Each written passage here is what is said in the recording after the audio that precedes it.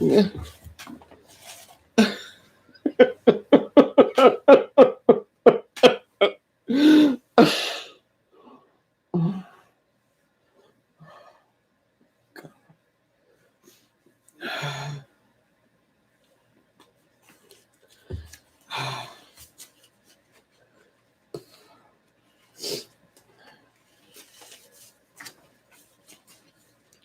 I'm not a Catholic.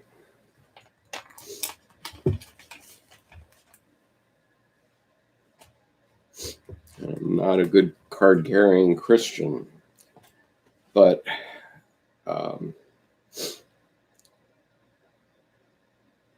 loss of the Notre Dame Cathedral is a loss to humanity around the world, regardless of your faith, regardless of who you are and where you are. We've lost a cultural treasure that is irreplaceable. And it's quite obvious that the Notre Dame Cathedral will be rebuilt. Certainly the French people will insist on that. And certainly the people of the world will insist on that as well. But none of us who ever see this video will ever see it again. By tradition, it takes 100 years at least to build a cathedral. In Spain, the Gaudi Cathedral is said to be taking 300 years. So it takes great commitment. And many of the artistic skills that were displayed in that cathedral are not even available to us anymore. We'll have to have people who learn how to do those skills again in the future. And so we've all had something torn out of our hearts. And my special condolences to the people of France and to Catholics around the world, but especially to all of us, because I don't think there's anyone in the world that knows of this cathedral that wouldn't be touched by its loss. And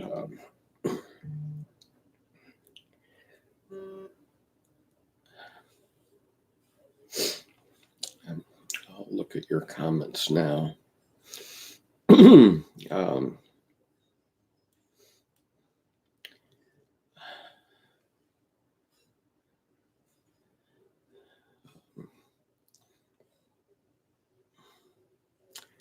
Messages here on the chat are, it's horrible what's happening. I'm not going to identify them to people because I think perhaps you want to hold your thoughts in your heart, but I have been there with you. I was planning on it to be here. I'm heartbroken. I cried for over 30 minutes. Good morning, sir. Morning chat from Nicola. I'm sorry, Skip. Hugs through the phone. Been following this, just heartbroken. Daniela Mosquera says, gives me 5 purple hearts. It hurts so much. Frowns and emoticons. Sir, I hope you're all right. Well, I'm all right. in a physical sense, but um, I'm hurt very deeply at an unconscious level. And um, when you feel emotions like that, you know that you've touched something unconscious. And um, I don't even know what it is. It's in my unconscious. I'm sure it's in the unconscious of many of you. And um, and so it would be valuable to you to try to hold that experience, because that's a numinous experience when it happens. And I'm sure it's going to take me months, if not years, to integrate what's happened on the television today. Um, Art says, I just lost my grandmother today. Uh, the only thing I can say, Art, is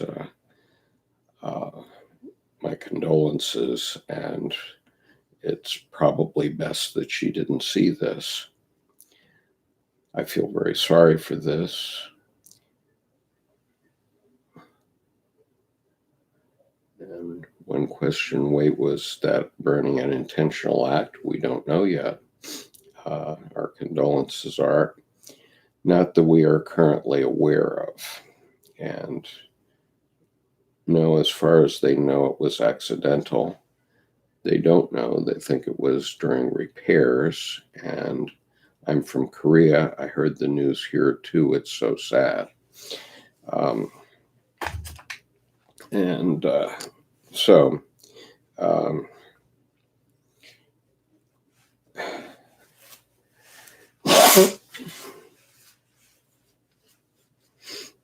I can't begin to tell you what this means to people around the world. Each of us needs to meditate on what it is taken out of our hearts to see what has happened. And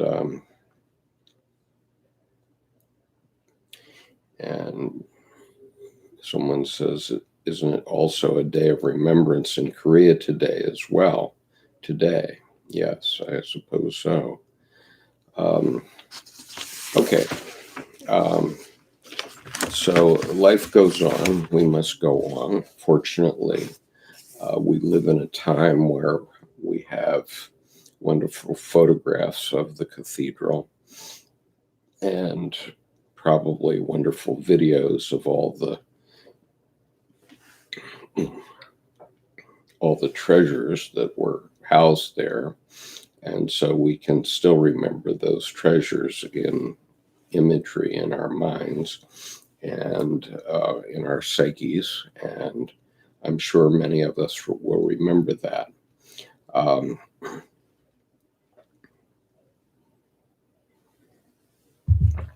and I'm sure there's 3D video of the cathedral, so we can all still share that sort of thing. And we're blessed in that way that we can hold that cultural treasure of 800 years of the whole world. It's the place from which St. Joan of Arc went to war. It's the place in which Napoleon I was crowned. It's the place that was desecrated by the French Revolution and by the goddess of reason. And we'll talk about that a little later. But it is quite an event. And I'm sorry we all had to experience it.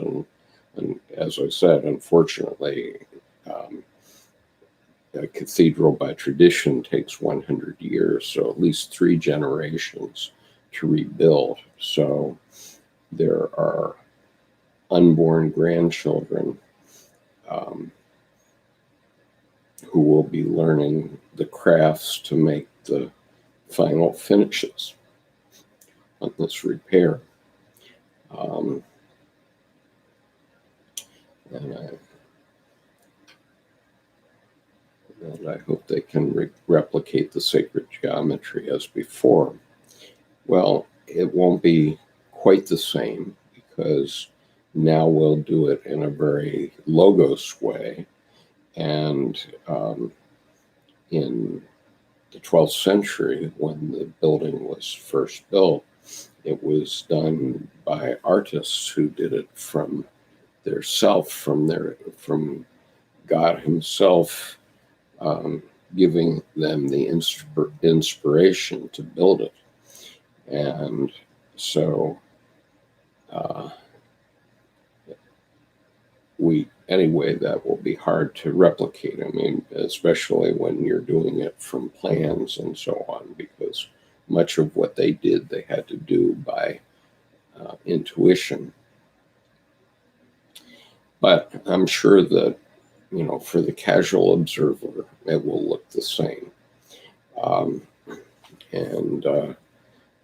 There's no skill like that anymore. That's right. And so now we'll have to set about recreating those skills. And that happened in Washington, the Cathedral of Washington, which is actually an Episcopal church. Took exactly 100 years to build. I think to the day, I think they actually finished it on the 100th anniversary of the laying of the cornerstone. And I remember when was it? It was in the late 60s when the final completion of the cathedral was begun. The cathedral had been stopped during World War II because the country had to focus on other things. So it didn't go forward again, I think, until 1969 or 1970 after the war. And when it did, I remember reading an article then that, the workmen that were going to work on the cathedral were either being imported from other countries where those skills still exist. And Italy particularly comes to mind, but there were other countries as well. And many new craftsmen had to be developed. So, and I think it took another 15 or 20 years to complete the cathedral from that time. So, this is the story of our age. It's the spirit of the age. And I wrote an article. When did I write it? I don't even know.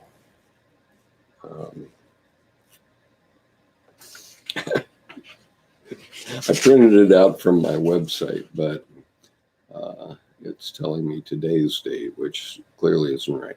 I wrote this article on the 11th of July, 2013. And so it seems appropriate to read it to you now. And so here's a picture that's at the beginning of that article. It's from Denslow's Humpty Dumpty. And then I began with this poem. Humpty Dumpty sat on a wall. Humpty Dumpty had a great fall. All the king's horses and all the king's men couldn't put Humpty together again. And that's a traditional English nursery rhyme. But the title of this essay is Culture Pot Full of Holes. Culture takes a long time to develop, even millions of years. But Twitter and Facebook have shattered many cultures in less than a decade. This article is about the problem of evolving very quickly from the analog age to the digital age. Dr. Carl Jung spoke about the development of language in Psychology of the Unconscious, first published as Wunderlangen und Symbole their libido in 1912. Dr. Jung, that's Psychology of the Unconscious. It was later republished about 40 years later as Symbols of Transformation, and it is volume 5 of the collected works of C.G. Jung. However, the original version has been reissued, and there is a wonderful reading of the original version available on audible.com. Dr. Jung explained that when two human beings wanted to communicate about a river there, they must have used a sound like shh to identify the object of their discussion. He pointed out that the word river in nearly every language seems to include the sounds of running water. Later, they developed other ways to differentiate which river from the trickle in a brook to the mighty Amazon. Around each new designation, a consensus developed among men and women about how to express the idea of river, and that was the beginning of culture. Soon after the earliest words, humans thought about the origin of these things in their world. After all, we are creatures who give meaning to what we see in our environment. But even that is exceedingly different. Dr. Jung said that a word is like a wild animal, which we cannot control. When you see the word river, for example, you have a specific idea of a river in your mind. I have no idea what that is, but I am satisfied that whatever image of a river exists in your mind, it will be close enough to my idea that you will follow my meaning. Even when we string a whole lot of these wild animals together, as I am doing in this essay, I can be fairly satisfied that you can get my meaning, though the animals are now roaming around in your unconscious trying to find a way to get along with all the others. Culture is like that. As human groups, we have put in a lot of ingredients, no matter where we live in the world. Over time, we all have a general idea of how everyone else understands things in our environment, and we develop certain meaning that is common. As we do this, certain boundaries grow up among groups, perhaps not intentionally, but we have a tendency to think of our way and the other way. I don't have to be very specific to make the point that the French, Italians, Spanish, Germans, and British all think of a variety of topics in very different ways. The same would be true of practically all national, religious, ethnic, and any other kind of group that you might want to name. Most Americans will think about the song America the Beautiful in relatively the same way, even though we think about God in a completely different way. These cultural groupings are very slow to change, but they do evolve over time based on our experiences with other parts of the world. In my country, we have people from hundreds of differentiated groups, so we have inputs from many sources. Other countries may have been more like islands where very little exposure to the outside world was present. These cultural groupings are very slow to change, but they do evolve. Sorry, I just read that paragraph. But now come along Twitter and Facebook, which can instantly connect everyone up to all of the inputs of humanity, both good and bad. Ideas which challenge the status quo can pass across boundaries and into thousands of minds in seconds rather than centuries. Last night I heard on television that one copy of the Sunday New York Times conveys more information than an Englishman of the 15th century was exposed to in a lifetime. That Englishman had a long time to get used to new ideas. Consider the plight of Galileo Galilei, who found things in his telescope that were different from what the common understandings of his time. He wrote that he had learned that the earth is not the center of the universe and God's creation. This was seen as a tremendous affront to the authority of the Roman Catholic Church, which said that it was. In fact, he was drawn up before the Inquisition and tried for heresy at the age of 70. Given his time, Galileo knew that he could not change the minds of a lot of thick-headed priests immediately, so he sent us a message that said he knew he was being treated unfairly by the rulers of his day. He knelt before the inquisitors, put his hand on the Holy Gospels, and swore that the earth was the center of the universe. He knew that the church kept good records and that his words would be kept forever. He made monkeys of them. He was never allowed to look through a telescope again, and he was held in a kind of house arrest. But he went on to develop two new sciences in the time he had left in his life. From June 22, 1633, it took a very long time for the Pope to admit Galileo was right. Perhaps His Eminence has never admitted it. I don't know. But gradually it became commonly accepted across the world that the earth is not the center of the universe. That was the way cultures changed for millennia. But now enter Twitter and Facebook, and the heresy is sloshing around the world, totally unstoppable in seconds rather than decades or centuries. And it is not just on one fact, like the place of the earth in the universe. For some cultures, those heresies are about almost everything that people have been taught since their childhood. The pots that held a culture or a national way of doing things have suddenly been filled full of holes. They can't be fixed, and they don't hold water any longer. Depending on who you are, that is a big problem. And we are seeing that big problem play out on the world stage right now. For me, I am all for the rights of freedom of speech and freedom of the press, and all the rest of the rights most human beings hold dear. But all of us must be sensitive to the fact that it may take some of our brothers and sisters a little longer than others to make the change. Be a little sensitive with your tirades against what you perceive as backward ways. They have a lot of adjusting to do, and so do you.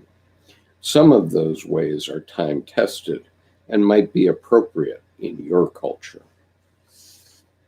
And then I added the abjuration of Galilei, which I will read. I, Galileo,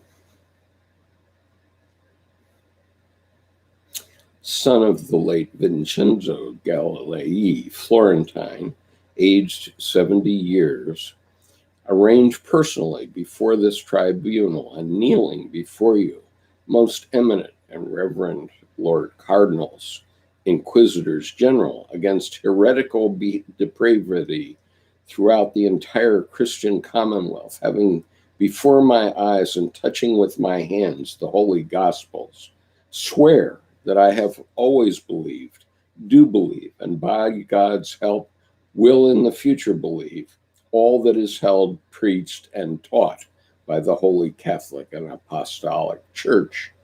But whereas after an injunction had been judicially intimated to me by this holy office, to the effect that I must altogether abandon the false opinion that the sun is the center of the world and immovable, and that the earth is not the center of the world and moves, and that I must not hold, defend, or teach in any way whatsoever, verbally or in writing, this said false doctrine. And after it had been notified to me that the said doctrine was contrary to Holy Scripture, I wrote and printed a book in which I discussed this new doctrine already condemned, and adduce arguments of great cogency in its favor, without presenting any solution of these, and for this reason I have been pronounced by the Holy Office to be vehemently suspected of heresy. That is to say, of having held and believed that the sun is the center of the world and immovable, and that the earth is not the center and moves.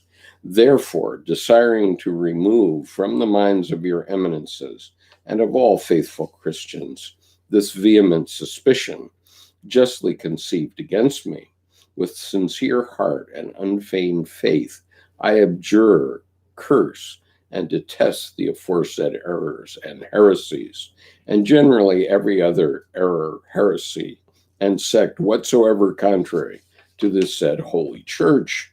And I swear that in the future I will never again say or assert, verbally or in writing, anything that might furnish occasion for a similar suspicion regarding me.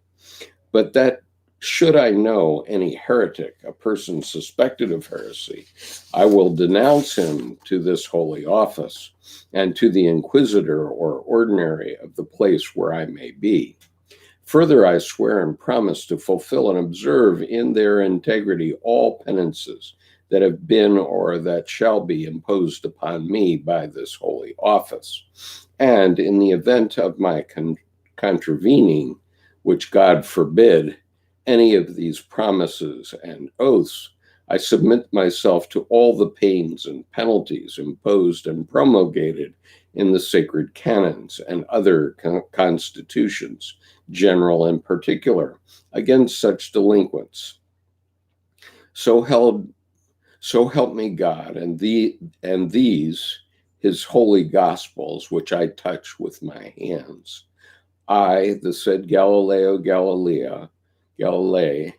have abjured, sworn, promised, and bound myself as above, and in witness of the truth thereof, I have with my own hand subscribed the present document of my abjuration, and recited it word for word at Rome, in the convent of Minerva, this 22nd day of June, 1633.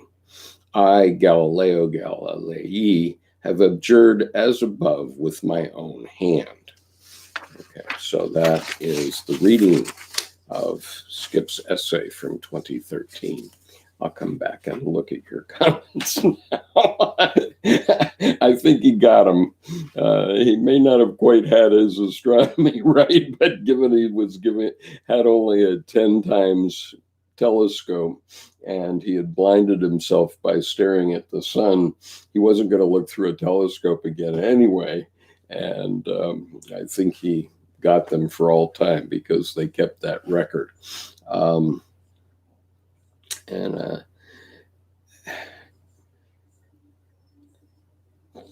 Senator Bush says, I hope they can replicate the sacred geometry as before. There's no skill like that anymore. I may be away for 30 minutes, but we'll leave chat running. I will be back. Yes, the sinking of the Sewell Ferry, says Katie. I don't know what that refers to. And a couple of these I don't understand the meaning of the chat. So President Trump commented on the fire from Burnsville, Minnesota. Burnsville. Synchronicity? Wow. Unchikun said that. Oh my goodness. I don't believe that. I mean, that is an amazing synchronicity, and he gave such wonderful advice to the people of France. Broke a piece of my spirit watching her burn, says Hermit. Why would somebody do this? Well, I don't know if it was a somebody. If it was a horrible and evil act. Burnsville, says Unchikun. Unbelievable. People were joking about it. I am at a loss for words. Disa says, I'm Italian. I don't speak English very well, but I understand what you say. But sorry, don't call Galileo Galilei in that way. as of 7 minutes, they did save artifacts from the cathedral. Well, I hope so. And I don't understand the objection to my calling Galilei. Maybe I don't understand his name, but that's how it appeared when I looked up the abjuration of Galileo on Google. So voila! I only know what I'm told, and so I'm sticking to my story. That's my narrative, and I'm sticking to it. Okay, so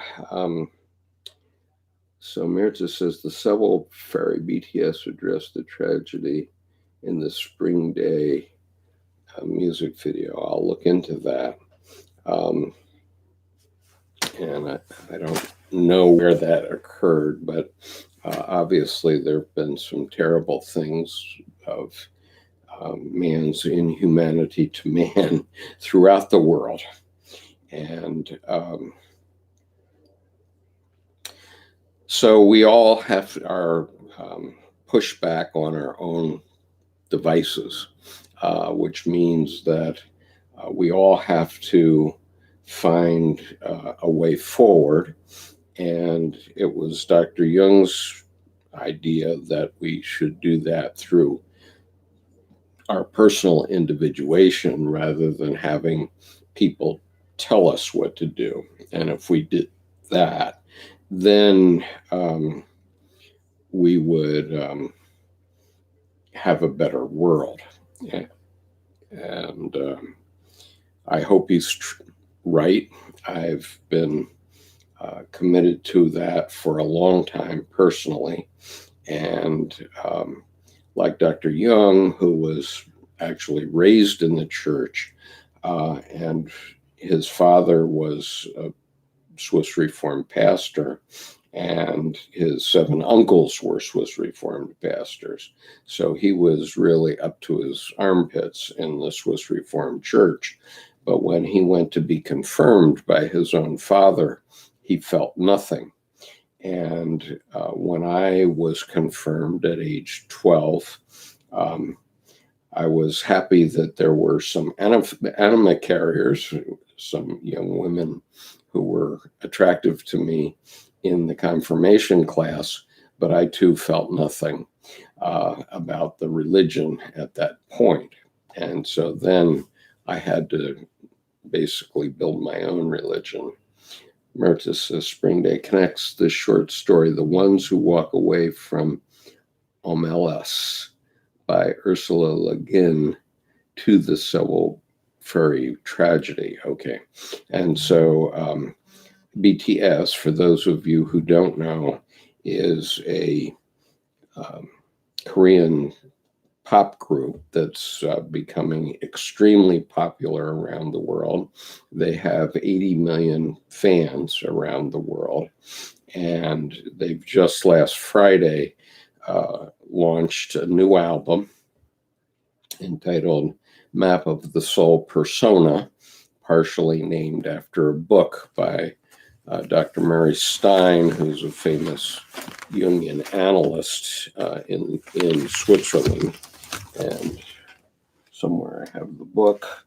I thought I had it at my fingertips, but I don't seem to at the moment. Anyway, okay. Oh, here it is. Okay, so they did a new album based on this book, but what Mirtis is referring to is an earlier album, which they put together based on a book by Ursula K. Le Guin. I'm not sure how to pronounce her name.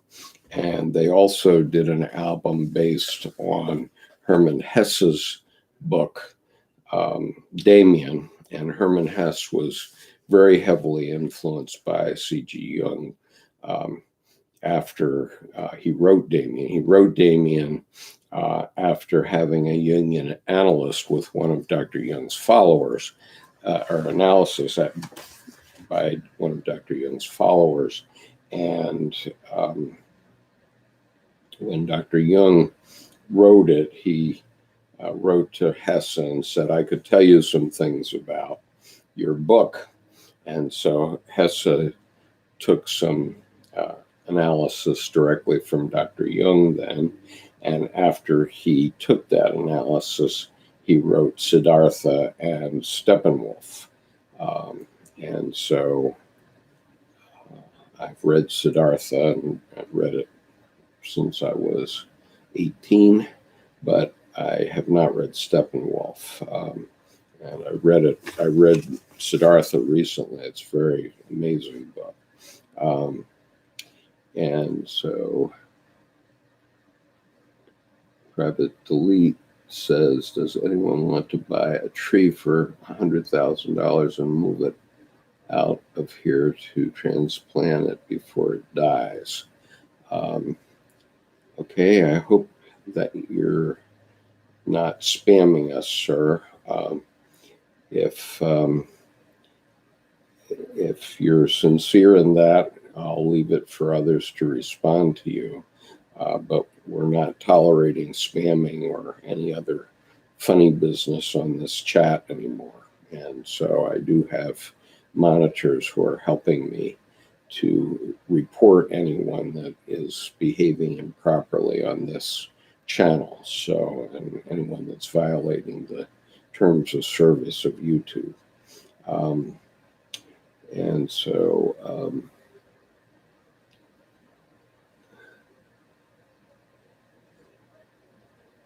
Jesus, this is a tree of money. Okay, I'll move on. All right, so one thing I wanted to share with you, I'm still partially handicapped here. I still haven't gotten my OBS to work properly. When I have OBS, I'm able to share with you things that are on my desktop and so on. But because I don't have OBS, I'm just broadcasting direct and live through my computer, and I don't have access to my other things on my computer directly. But what I can do is I wanted to show you for the new folks that are here. This is Edward Edinger's diagram of the psyche. And what you see here is three egos across the front, a male, a female, and an androgynous psyche. And each of these three has a shadow coming down from it. And each of these egos communicates with the self through the anima animus. And so the anima animus is a syzygy. It means it's a pair of opposites that you end up with both sides, no matter what your gender. But mostly men are predominantly seeing the world through the anima and women through the animus. And then the self is the deepest archetype in the unconscious.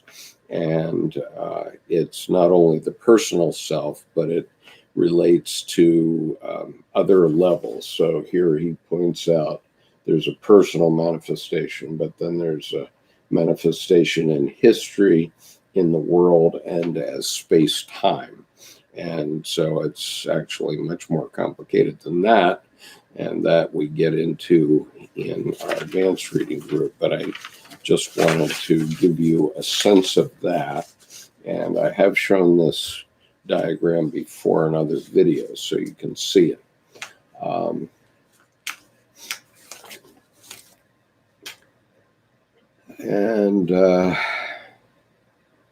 Okay, so Private Delete, one of my monitors is deleting your messages, and I would urge you to start behaving, or I'm going to file a personal complaint against you.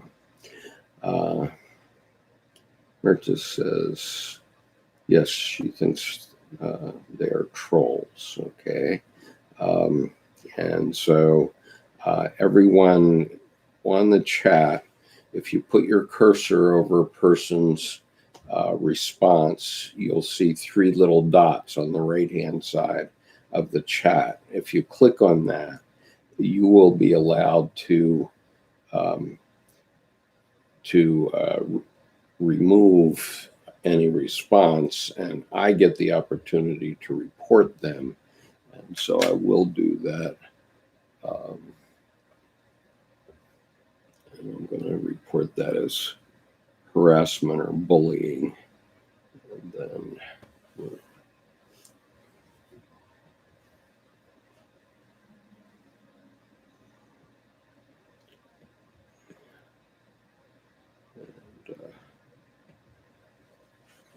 so I have reported it, and presumably others will do so as well. And so Disa asks, what is syzygy? Okay, so syzygy means yoked together. And I think I can show you. Okay, here's Dr. Edward Edinger's book called The Ion Lectures, which is exploring the self in C.G. Jung's Ion. Okay, Dr. Edinger was a mediator with the rest of the world between Dr. Jung and the rest of us who have a hard time following Dr. Jung. So here's a picture, his figure 4 in this book, called syzygy. And what it shows is that these things are yoked together. And so it's not only anima and animus, it means that any pair of opposites is yoked together on a scale. And you are somewhere on that scale. And so, for example, in the Myers-Briggs type indicator, there's extremely introverted and extremely extroverted, but you are not probably on one extreme. You're probably somewhere between the two extremes. The same is true of sensing and intuitive. The same is true of thinking and feeling. And the same is true of judging and perceiving. And so each one of those is a syzygy, and each one of them is a scale. They're yoked together, and your personality presents itself to the world based on where you are on all these scales. So that I can explain.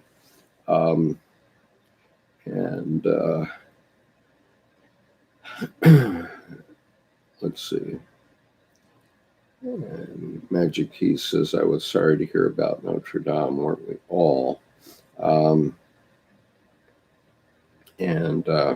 So it's, Emeritus says it's a spectrum. Okay, that's another way of saying it, I guess.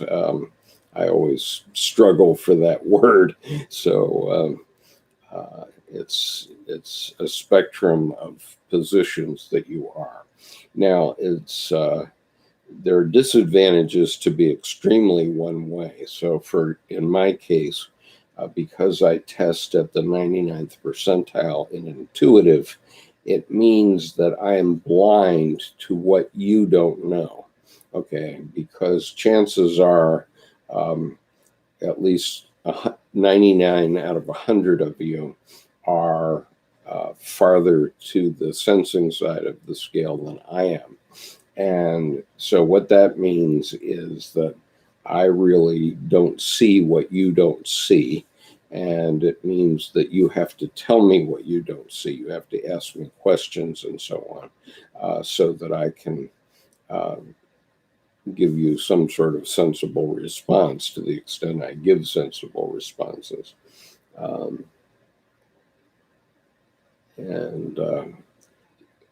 Okay, so Emeritus, if you were saying a spectrum question mark, yeah, it's a spectrum or a scale. It's there's a line between 2 points, and think of the cursor that's running back and forth between the 2 points. And so every human being has both anima and animus. Most men have a stronger anima by far, and most women have a stronger animus by far. But it doesn't mean that that's purely true. And so someone who's born by gender as a man could have more animus and not as much anima. Um, so let's talk about then the symbolism first of Notre Dame. Notre Dame, there's a difference between a sign and a symbol. That's a fundamental idea of Jungian psychology. So a sign is something like a stop sign that says stop. It basically means only that, stop here. Or a speed limit sign that says you can't go faster than this. Now, in a sense, they're symbolic in the sense that they symbolize the fact that the legislature or whoever's making the rules met and made a law and put it into effect. And of course, governments and leaders have been making laws for thousands of years, and the most famous set of laws being the Ten Commandments that Moses gave about 1200 years BC. But obviously there were lots of rules even before then, and they came up for all kinds of good reasons. Basically, if you're in participation mystique, which is an idea that primitives live in, but also all other creatures, they're basically living by instinct. So they're living based on archetypal instinct. If they're female and they become a mother, then they're living out the mother archetype. And that's true not only for human beings, it's also was true for the dinosaurs, and it was true all the way back to single cell organisms, or whatever level it was that invented sex, because ever since there's been sex, there's been motherhood, and motherhood was defined in a certain way. And so that's we can think of it as a dry canyon that's in your psyche. There are many archetypes, but the most common one is the mother archetype, or the one that everybody has faced in one way or another, either by being a mother or having a mother, and we all have mothers. And so when that archetype is constellated, it means that water flows through the canyon. And the thing about a constellated archetype is it will play to the end no matter what. It does not stop. And so it's you can think of it as like playing a record. Once you put on that record, it's a pattern that is going to play through to the end. And so Dr. Jung did the most research kind of on that topic. Now, Keith says April 15th, Lincoln was assassinated. The Titanic went down. Boston Marathon bombings, fun facts. Okay, we'll leave it at that. Okay. And Steve Official, I don't know what you're trying to say here, but if what you're trying to do is spam our chat, you're going to go away.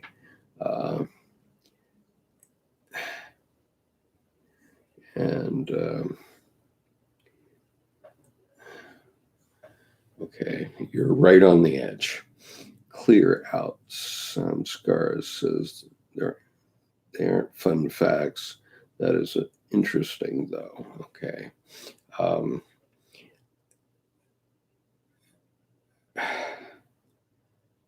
You could probably say the same thing about any day of the year and come up with stuff like that. And so I don't know that adds much to a conversation about depth psychology for what it's worth.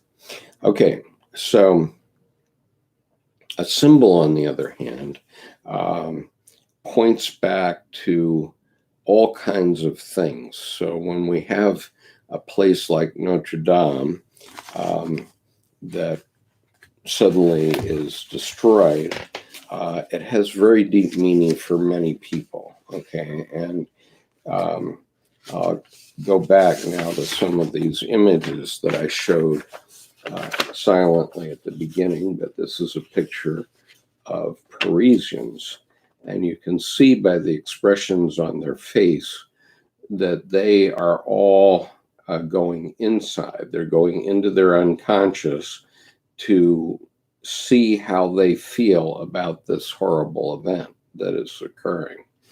And all of us must do, okay, and probably have done already. Joyce says they sang Ave Maria while they watched and cried. Absolutely. I wish someone would use translation software. Go to translate.google.com and see if you can translate what Steve Official has to say. And if it's reasonable, leave it. If it's not, please report him. And this is a English language chat. So if you are trying to make a contribution to this chat and you don't speak English, please go to translate.google.com, translate your language words into English so the rest of us can read it. That's only polite. Okay, so when you look at something like this, obviously tens of thousands of hands went into building this building over an 800-year period. And it was destroyed or severely damaged many times in its history. And it's always been rebuilt. And there's simply no doubt that it will be rebuilt this time. There are priceless works of art that were lost here.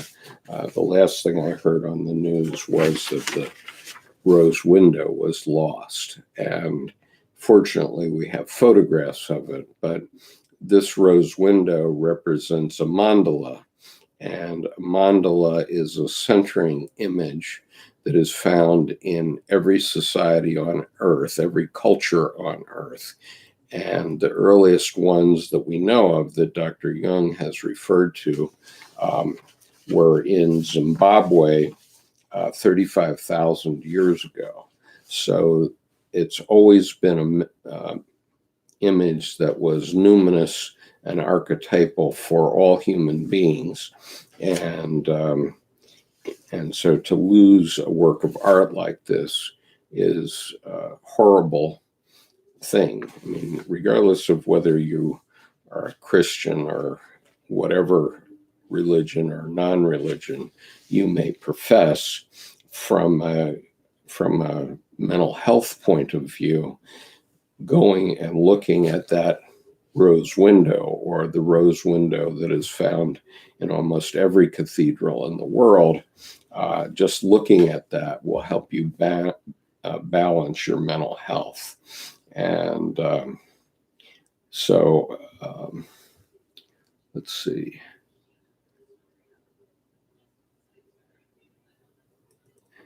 And Keith says all is symbolism. Yes, certainly.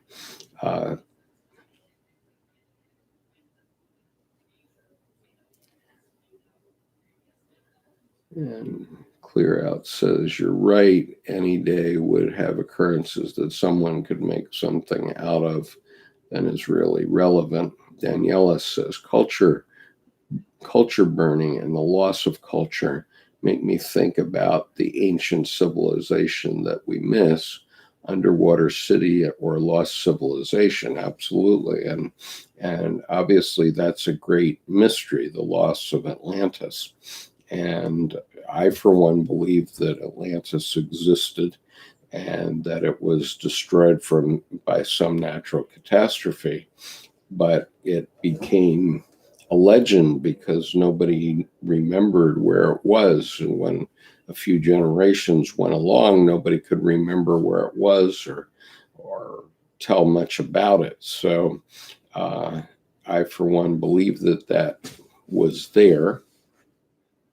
And that's a loss of culture for all of us. And Dominic says this is a very interesting subject. And Centerbush is back. Ian says, does the burning of the cathedral have significance during the high holidays?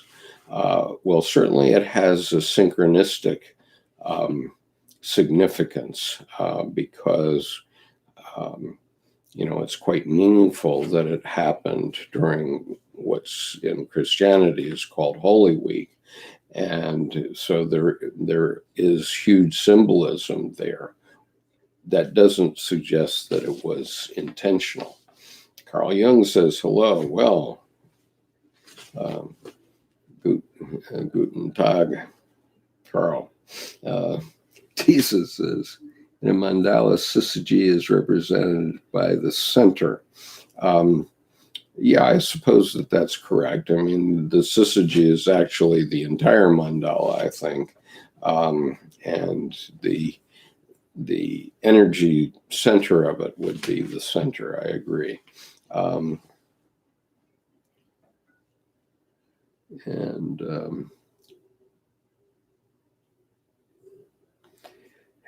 White Run says, I don't think you can control a fire that's that big. And what I learned today as the fire was burning is that they used 1,500 acres of lumber to build this cathedral back in the 12th century. And so you would think that wood is pretty dry by now. And so it must have been very easy to kindle. And Steve Official says it was a very big history. Let's see here. All right, I'm going to do it just a minute. While I bring up Translate, since we have people that don't want to do the work here, I'll do it.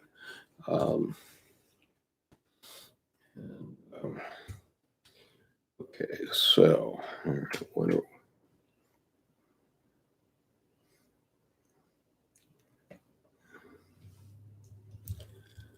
our friend Carl Jung here is saying something in a language. Let us see what it is. It's from Polish, and it translates exactly the same. So that's really bizarre. It translates as "You are a wonderful woman." So I don't know if you're on the make here, sir, but you're out of here now. This is not the place for that. And whether you're calling me that or okay, someone has already done that. And so Daniel says, what symbolism does this represent? Well, that's for each one of us to decide for ourselves. And, as I said earlier, and actually, if you were here earlier, you witnessed me breaking into sobs. Now, I'm not a very emotional fellow, mostly, and I'm not a Roman Catholic, and I'm also not French, but obviously there's something that the symbol of Notre Dame Cathedral burning has meaning to me at the very deep unconscious, down at the self level, and so much so that it causes me to sob. And I'm going to have to reflect on the meaning of it to me over the next few days, and it may take a very long time to understand what it means to me. If you had seen some of the videos in my playlist called Breakthroughs to the Unconscious, where I give demonstrations of religious experiences so that you can at least understand what they mean from my perspective. I mean, if you watch those videos, they're not going to have a meaning necessarily to you, but they certainly did to me, and you can see my reactions to those situations. And so there was an occasion when I walked into a gallery in the Boston Museum of Art where there was a modern art exhibition, and I usually don't get emotional looking at art, but I walked into a room and there was Jackson Pollock drip painting. And I took one look at this painting in real life. I've seen many of them in postcard size, and they sort of left me cold. I said, okay, kindergarten. But when I walked into that gallery, I began to sob. And it took me 20 years to figure out what it was. And it happened on video in this group. And so you can see what happened when I finally realized what that symbolism meant to me. And so that wouldn't be your symbolism, that's only mine. And so in terms of what the symbols mean to you, I couldn't say. You have to decide for yourself. And if you have an emotional reaction to the fire at the cathedral at Notre Dame, then certainly it means something very deep to you. And therefore, it's worth reflecting on that and trying to work out what it means.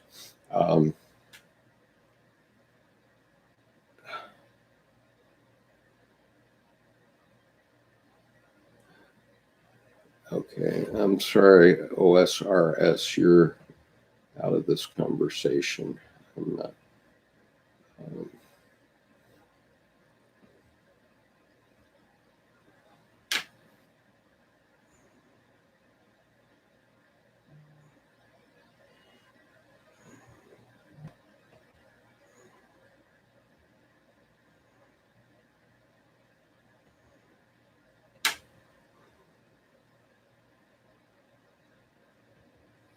You're gone. Okay, going on. And thank you for those of you that are contributing to keep the chat clear so that we can have a decent experience. Let's see.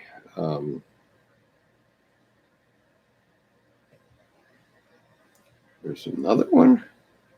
Good grief. Okay, so you're off of this channel, sir. So, death to life, life to act, life from ashes, it does not matter the cause.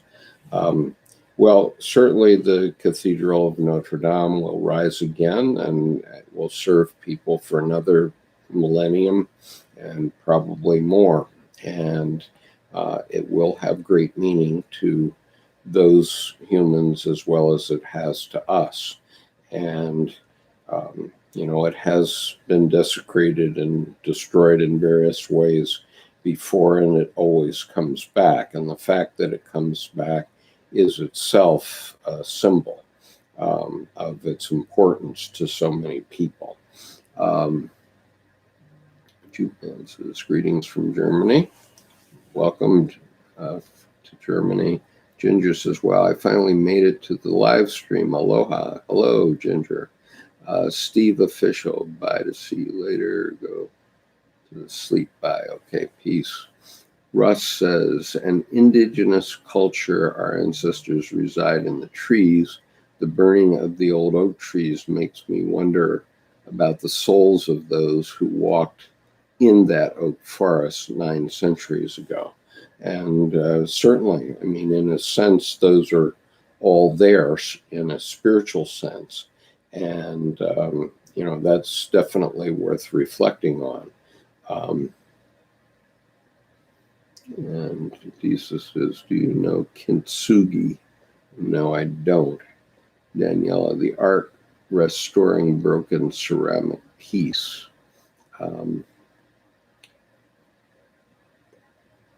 Yeah, I was reading about Humpty Dumpty at the beginning of my essay there, and the point is that you can never get the piece back together again. And I actually have a story about that. Unfortunately, I don't have the piece at hand right now, but my father, when he was on one of his early deployments on a destroyer during,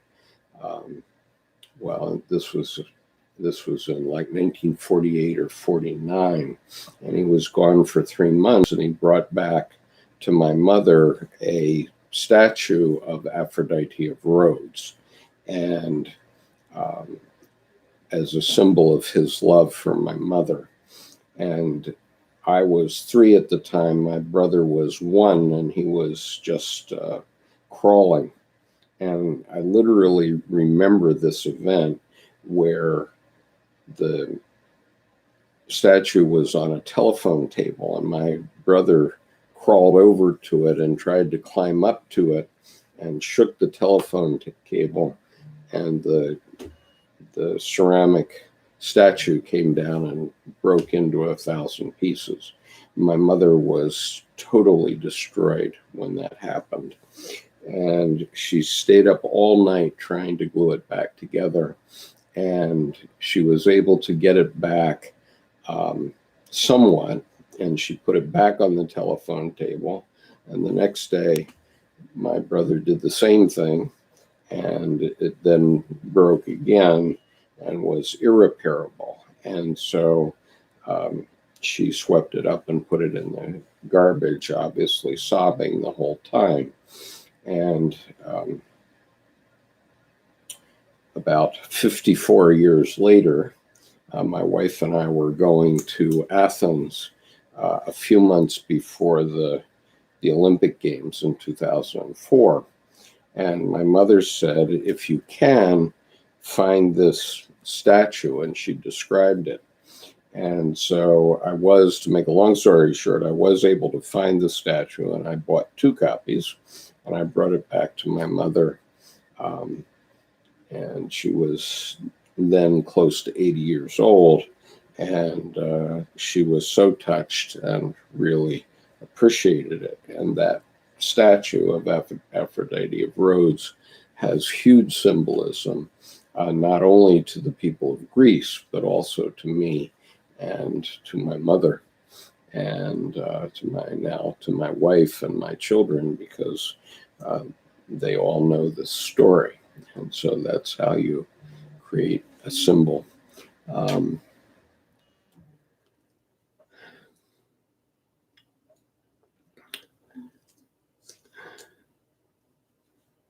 Let's see.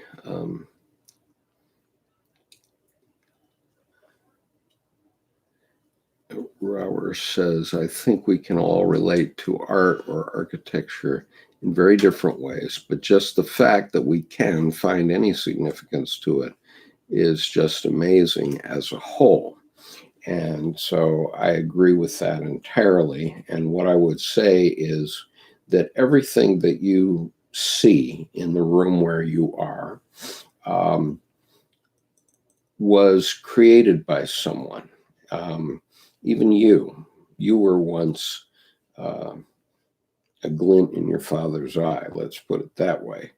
And all of those things have meaning, okay? And there's a place for logos, and there's a place for, let's say there's a place for the rational, and there's a place for the irrational, because you can't have anything. You can't have this cable without rationally producing that 100% perfectly. okay?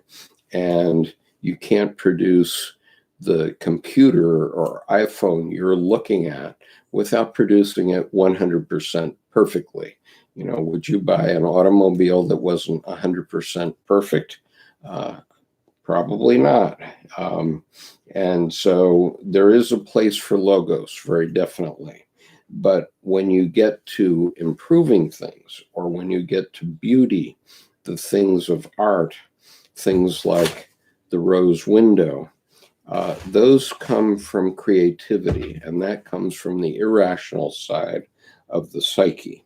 And so we all need to learn what we can learn from the irrational. And that's where I'm going to get into the BTS performance in a few minutes here.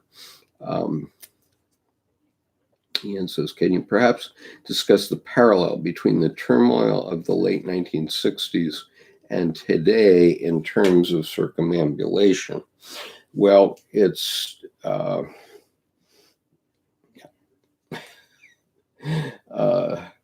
it's not only circumambulation, it's also reproduction, because we think we learned something from the 1960s, let us say, and we learned that our government stupidly wasted over 58,000 lives in the Vietnam War, not to mention all the lives that have been wasted by our treatment of our Black citizens.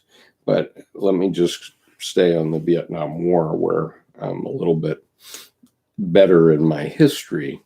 What we know and can say without equivocation today is that our country wasted 58,000 lives for stupid reasons. And the idea that the Vietnam War was a hot battle in the Cold War is revisionist history. I never heard that until 30 years after the fact. So I was in the Vietnam War, and I was a U.S. Marine officer, so I know what the war was about. I lost friends there. And so it was a stupid thing. And so when we see our government doing stupid things today, we can recognize them, especially people that went through that time. And so that's a circumambulation where we all have our eye on the government, because when I was in college, my government was trying to put me in harm's way, where I had to write a check that was for up to and including my life. And it cost several of my friends their lives. And so I know what that means. And so when the government pulls stupid things now, I know what that means. And I can still look back to the center, to the government, and say that's a stupid idea, whatever it is. I'm not going to get into the specifics. Daniel says it's deep throughout humanity. I'd say close to 95% of humanity was connected to Notre Dame. I certainly would guess that 95% of everyone has some knowledge of Notre Dame, even if they live in wildest Africa or remote Uzbekistan or something like that, or the Gobi Desert. They still are aware of it, and I've heard of it and have some relationship to it. Daniela says it's Japan culture, appreciating all the crack damage that has happened and make it beautiful. It's good as it makes us remember history. Well,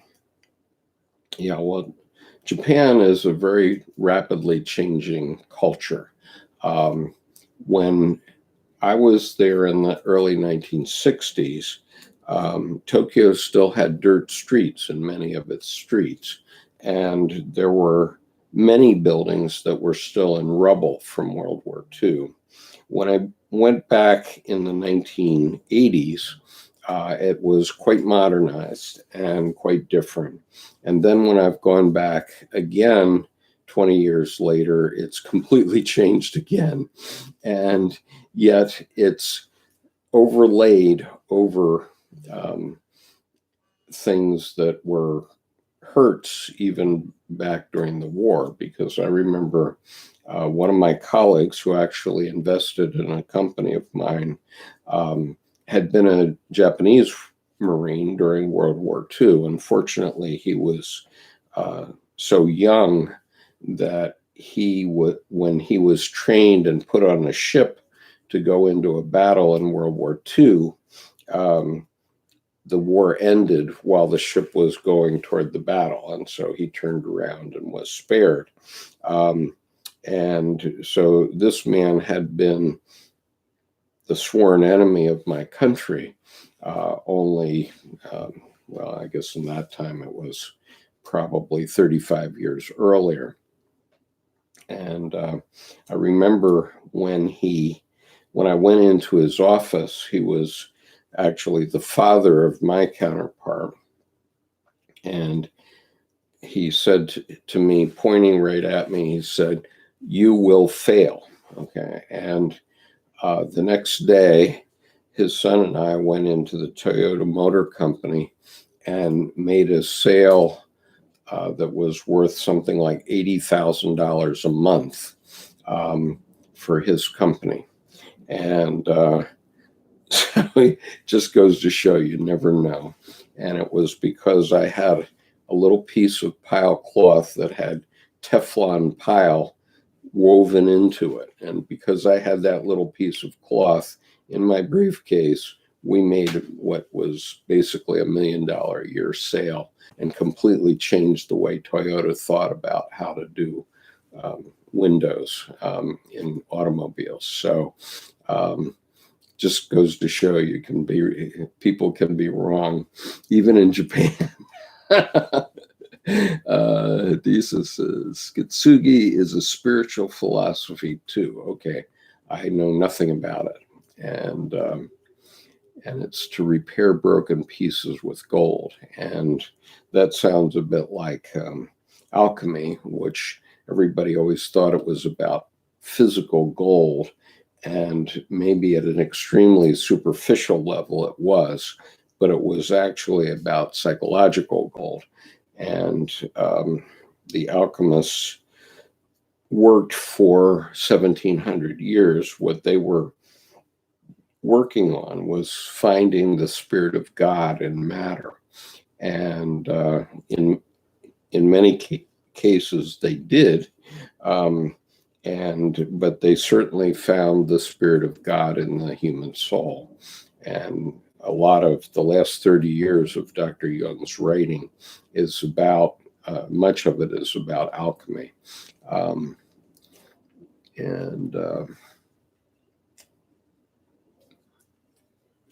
So Foxy Gamer says, I think even if they restore the cathedral, it won't be the same. Am I the only one thinking this? You're not the only one, because I've said so earlier today. And I have, we lost a building in my community that was very meaningful to lots of us. And we were to fire, and fortunately no one was killed. But we couldn't go back to that building for 3 years. And while it was rebuilt quite beautifully, all of us who used that building before that fire know that the building that we now have, even though it's roughly the same size and in the same place, is not the same. And we can only hold that building in our heart. And so I urge you all to consider yourself what Notre Dame means to you or meant to you. For better or for worse. I'm not saying what you should think about it, but if you hold what you thought about it in your heart, then it will be a symbol for something in your life. Daniela says, yes, like the story of Humpty Dumpty, maybe you can fit the missing pieces with something new from other material, like filling the cultural hole that was punctured with new culture. And certainly Dr. Jung envisioned that we would regenerate culture, not from our currently broken religions, because what has happened since 1500 is our religions have the myths that guided our religions and made a container for us for our religions broke down. It doesn't mean they're not true. They are true in a symbolic sense and in a psychic sense, but in the physical world where people thought they were true, they're not necessarily true. And the scientific method proved that fact. Okay, and so the result was that many people got disenchanted and became atheists and agnostics. And the result of that was that Christian countries destroyed one another in both World Wars I and II. Slowly we've regenerated something, but we're still trying to revive that on these religions whose myths are untrue or are untrue in the physical sense. And unless we can understand what they are, and what I mean by that is that we have to appreciate that religions of all kinds are methods of psychotherapy, and they always have been. They spontaneously developed. They developed at a time when human beings didn't know what psychology was. And psychology itself probably has been developing in the modern sense for 300 or 400 years, but it especially came along after Freud and Jung. And so psychology offers a way of appreciating the value of religions, because religions are grand schemes for mental health. And if you appreciate them in a different way, not by believing that there's some magic puppeteer over you that's pulling your strings and they're going to make you do the right thing all the time, that's not God. There's no God there doing that. But metaphorically, there is a God image in all of us. Even if you're an atheist, you have something that is driving you in your life, even if it's an image of owning a Mercedes someday. What you find out, though, if you're a materialist, is that you get these things, and a Mercedes needs its oil changed just as much as a 20-year-old Volkswagen needs its oil changed. And so, yes, it gets you from point A to point B, but does it make you any happier? Let's ask the President of the United States, are you happy, sir? I don't think that there's anybody in the world that can point to the President of the United States, regardless of how many material things he has, and say that the man is happy. Okay, and that's the point.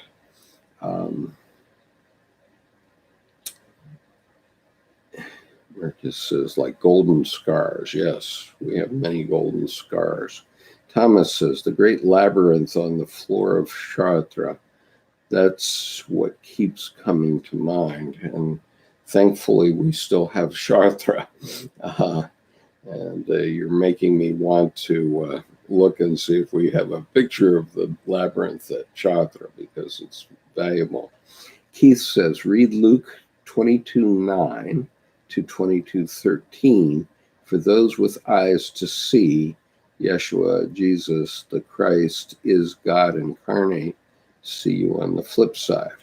Okay, well, yes, he was God incarnate, but Dr. Jung's point is that we are all sons and daughters of God, and we relied on the image of Christ being the only Son of God for 2,000 years, and that image has now sort of fallen apart, and it's for us to all find that divine part in ourselves, in each of ourselves, and it's quite possible to do. And if you have a religious experience, you will do that.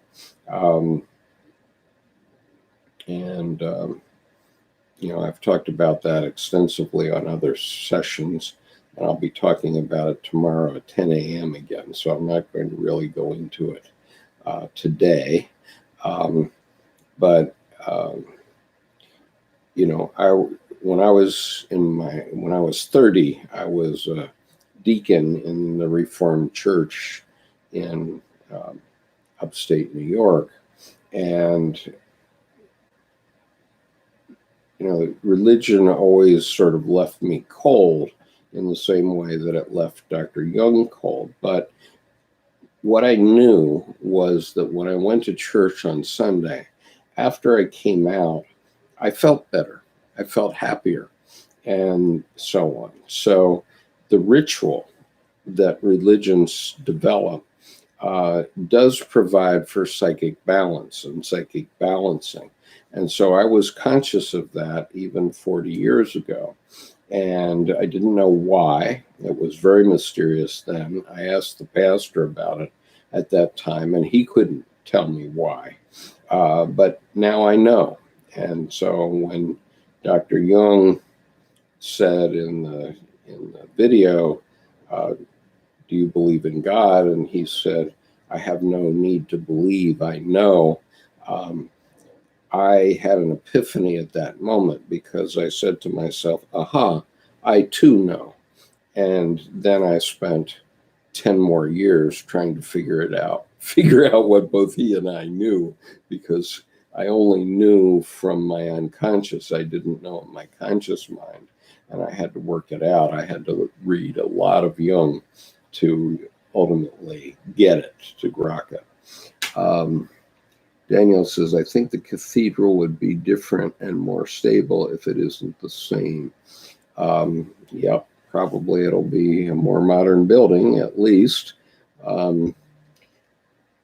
Justin says, smart man, listen and learn. Art, are you talking to me? I don't know what that is about. Lisa, in your countries, people know or remember Assisi's earthquake of 1997, Basilica of San Francisco. I vaguely remember it, but what is your point, Lisa, about that?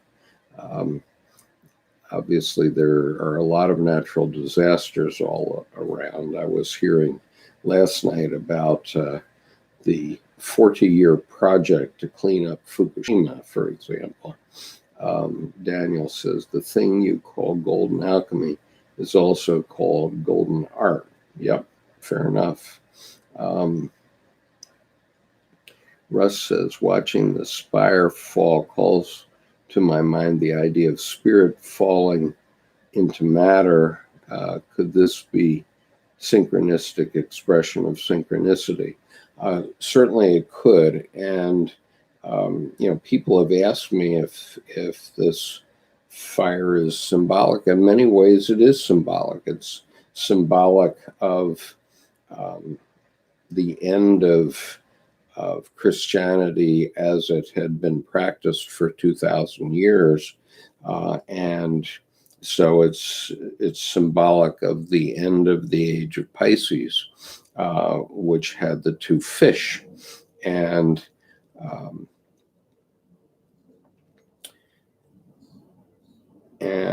so there's lots of reasons to talk about that from an astrological point of view, but I'm not an expert on astrology, so I'm not going to go into it in huge detail. But in Dr. Jung's book, interestingly, Ion, he does talk about Nostradamus. And let me see. So relative to the Cathedral of Notre Dame. It can be symbolic of the end of the reign of the goddess of reason. Jordan Peterson, eat your heart out, because the Logos is about to face a big problem. Okay. And so Dr. Jung was talking about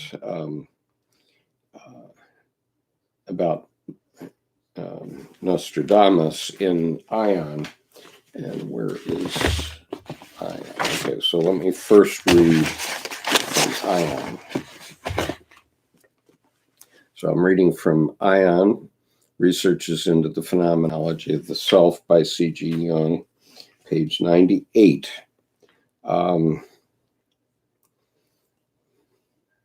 He was talking about certain calculations that were astrological calculations that Nostradamus made. And he said, we are probably right in assuming, and this is page 98 and paragraph 155 and 56. He says, we are probably right in assuming that these calculations were known to Nostradamus, who proposed 1792 as an improvement on 1789. Both dates are suggestive, and a knowledge of subsequent events confirms that the things that happened around that time were significant forerunners of developments in our own day. The enthronement of the Déceraison, the goddess of reason, was, in fact, an anticipation of the anti-Christian trend that was pursued from then onwards. The renovation of the age might mean a new eon, and it coincides in a remarkable way with the new system of dating the revolutionary calendar, which began with September 22nd, 1792. We're talking about France here, and had a distinctly anti-Christian character. What had been brewing up long beforehand then became a manifest event. In the French Revolution, men witnessed the enantiodromia, that's the tendency of things to become the opposite,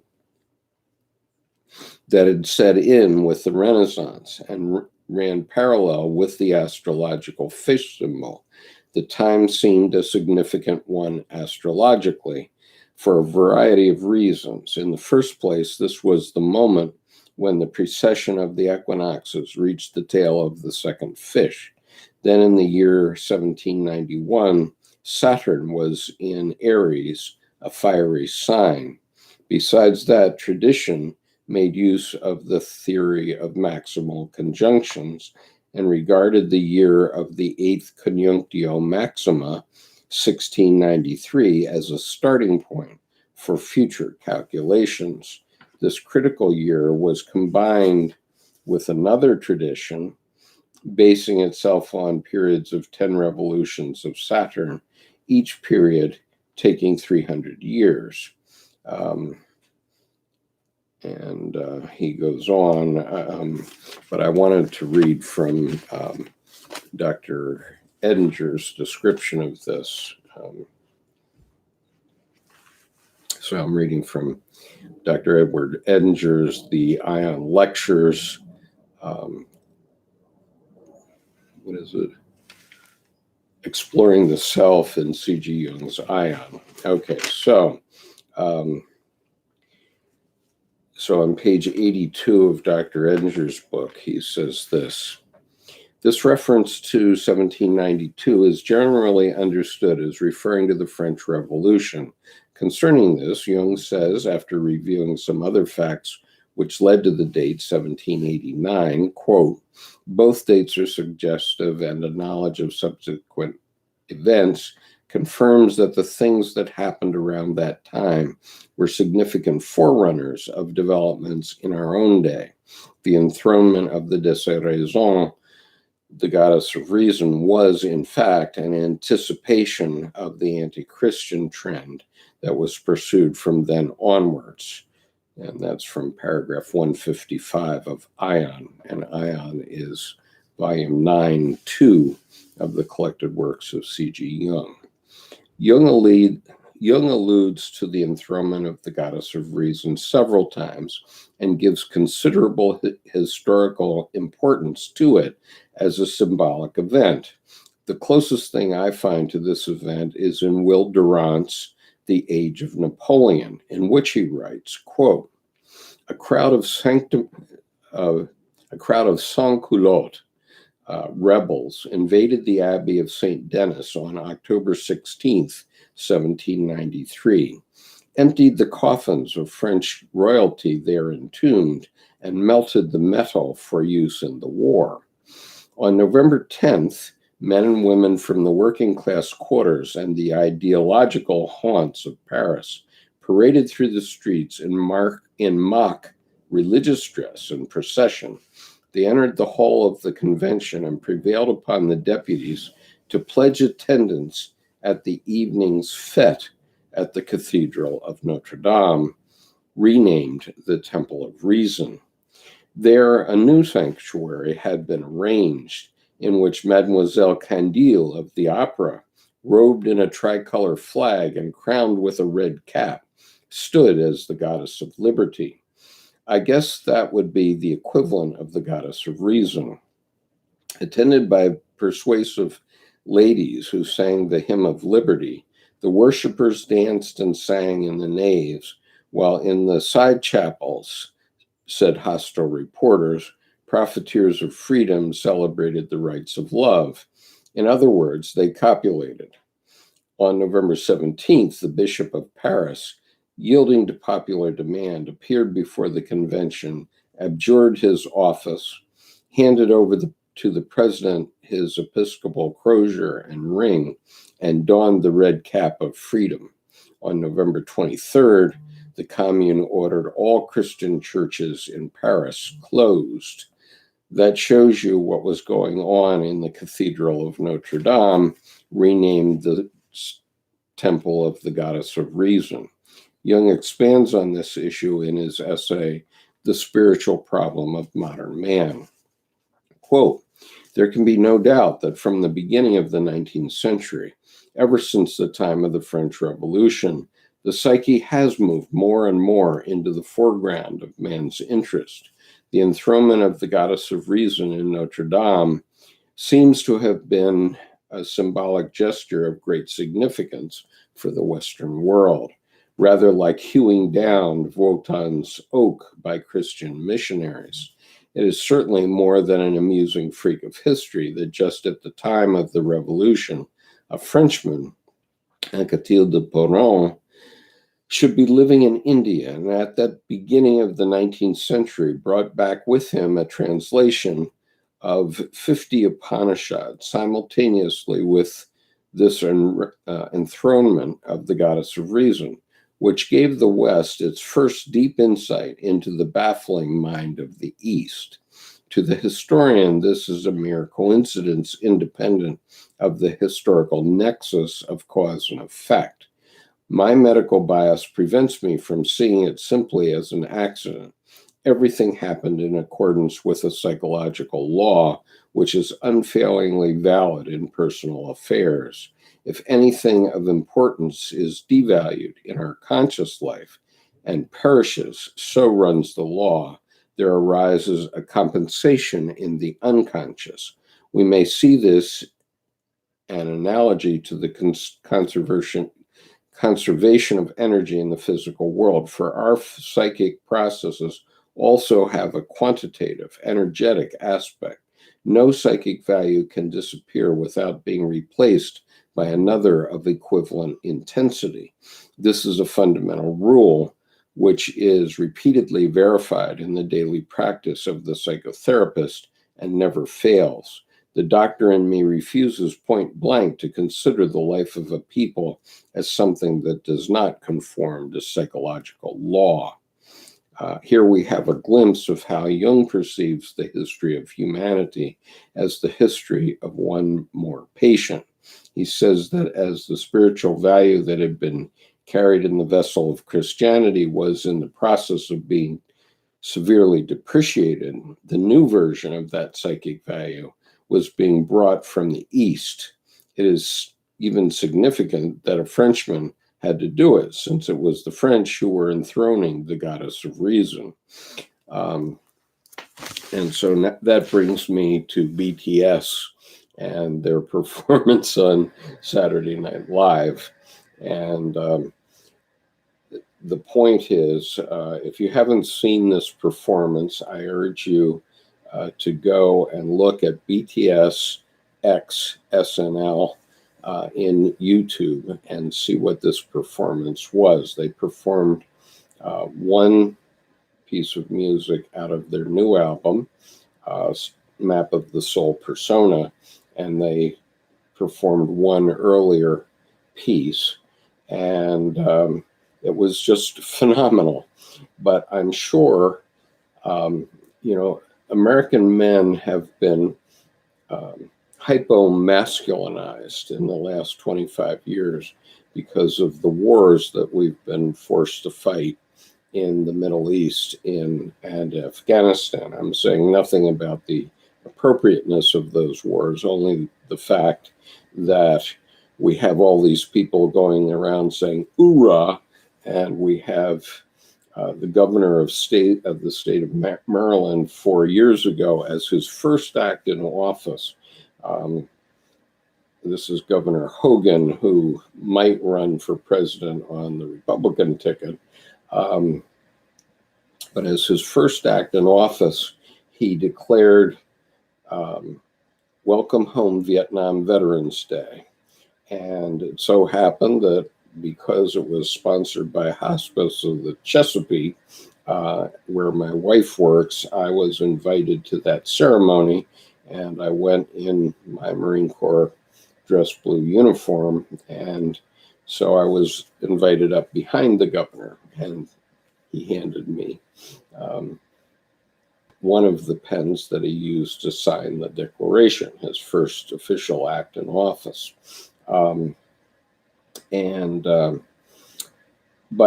this is like 40 years too late, and so meanwhile we've built up American men to be hyper-masculinized, and then you see what BTS has done with their music, with their persona, and saying that it's androgynous would be putting it mildly, because they're wearing very colorful clothes and very loose-fitting, colorful clothes, earrings, necklaces, and colored hair. And so it's sort of the opposite ends of the spectrum from what you would expect American men to be interested in. But if you want to see something really funny, I have to say that I was actually laughing out loud. One of the best laughs I've had in a long time. Yesterday morning or Sunday morning, when I saw a video called "Guys React to Jimin Part 1." Now, Jimin is one of the 7 Korean performers in BTS. And so seeing these guys react is just amazing, including one of them who's a bearded guy, dark brown bearded guy, because no, we didn't become like the Arabs. The Arabs were all wearing beards, which they do. And so we end up in wars in the Middle East. And what do American men do? They copy the beards. So these very masculine seeming men are being shown BTS for the first time. And it's very, very interesting to see how they react. And this one fellow with the beard says, I'm trying to engage my left brain, my logical, rational brain, and there's nothing there. I can't compute with it. And the reason is because everything about BTS comes from the irrational side. And And so, and yet they were really getting taken by it because it represents a compensation for this out of whack attitude that we've developed in this country. And so they were really being taken in by it. And what's really going to happen now, there's 80 million fans of BTS around the world. When they opened their new album last Friday, it became #1 in 70 countries, 70 countries, in 4 hours. And it was rated as gold in Australia in about 4 hours. And it's very, most of you probably don't even know of BTS yet. But I'm interested in them now because they've done this album based on Mary Stein's book. And so here's Mary Stein's book, Jung's Map of the Soul, an introduction. And they did an entire album based on this book. And so Murray wrote that book in 1998, and now 20 years later, it's a bestseller. And so people are getting interested in this, in Jungian psychology, suddenly, thanks to this group from Korea. And they've had 2 nominations for Billboard Awards, one for Best Album or Best Group of the Year. And that award ceremony is on May 1st. And they're going to perform a piece which they did in this new album called Boy with Love. And in the music video, they featured Halsey. And Halsey is a heartthrob for many American young men. And so here are these Korean performers with Halsey as an anime interest. And so that's going to set off all kinds of jealousies, I'm sure, because why didn't thousands of American young men get a collaboration going with Halsey? But on May the 1st, they're going to perform together with Halsey on the BBMA award show. So they're quite brilliant. And last Saturday night, Emma Stone was the MC on Saturday Night Live, and she knew what was going to happen. And so she comes out on the stage and she says, and BTS is here, and all these girls that have been waiting in line for a week, they literally were in the street for a week to see BTS live at the SNL studio. And they only did perform 2 songs, by the way, but these young girls were there for a week waiting in line to get into that event. And so when Emma Stone says BTS is here, you hear all these young girls screaming. And it's just like when they were screaming for Elvis Presley or the Beatles back in the day. And that's a primal scream. It comes from instinct, and it's also collective, because once 5 girls start screaming like that, then the rest will all scream like that too. And so these guys have planned, as I understand it, 4 stadium concerts around the country, I think during May. And my understanding is that tickets are being scalped at $2,200 a seat. So suddenly courtship has gotten much more expensive. And you can be assured that because young women are interested in BTS, then that the men are going to follow. And so we will start to see young men wearing clothes more like BTS. In fact, one of my subscribers already said that he's seen men under 30 start to show up that way, and you'll see more men with colored hair and so on, because men who want to attract a mate have to do what the trend is. And if the women are interested in BTS, the men are going to have to shape up. So we're about to see a huge cultural shift. not only in a compensation for this hypomasculinization of American culture, but we're also going to see lots more interested in psychology in general and political and Jungian psychology in particular. And so a couple of weeks ago, I started to do a daily live stream at 10 a.m. every morning, and I will be doing it again tomorrow.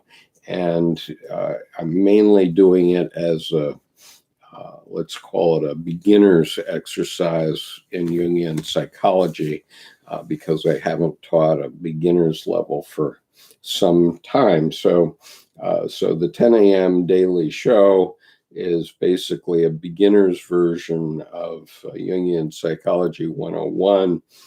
This group I'm going to try to keep to an intermediate level where you already know something, and therefore my reactions and what I talk about here is more knowledgeable to you.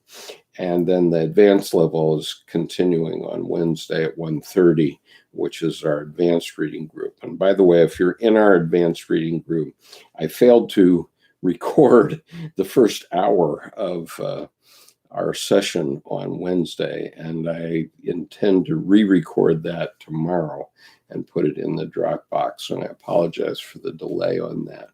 All right, so let's go back. That's a long talk about BTS and what I think their appearance in the United States is going to mean for the country over the next few months.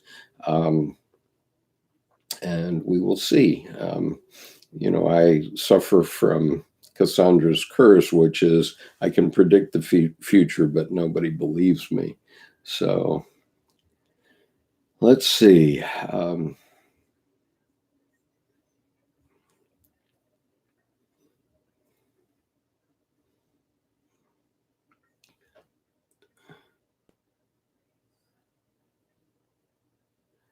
So Daniel said the building is in the shape of the cross.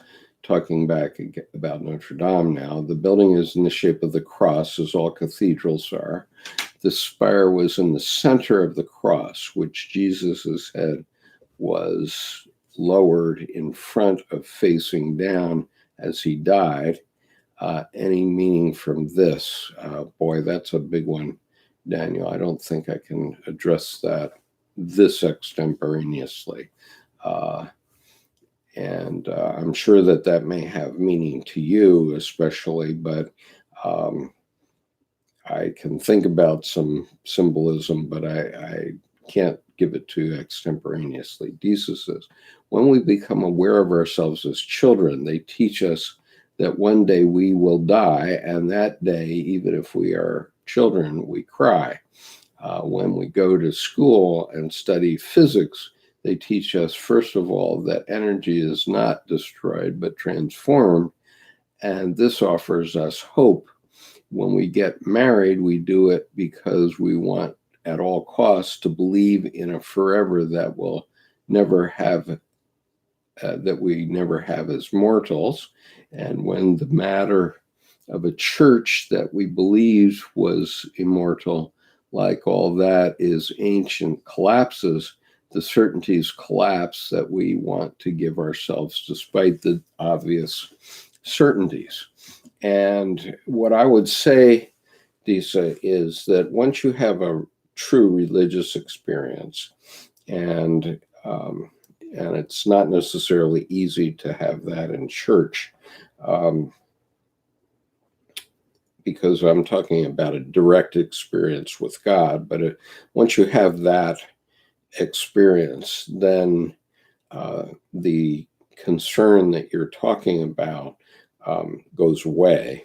And, what I would say is that matter and energy never goes away. It's always present. And so it just goes into another form. And so understanding that is very helpful.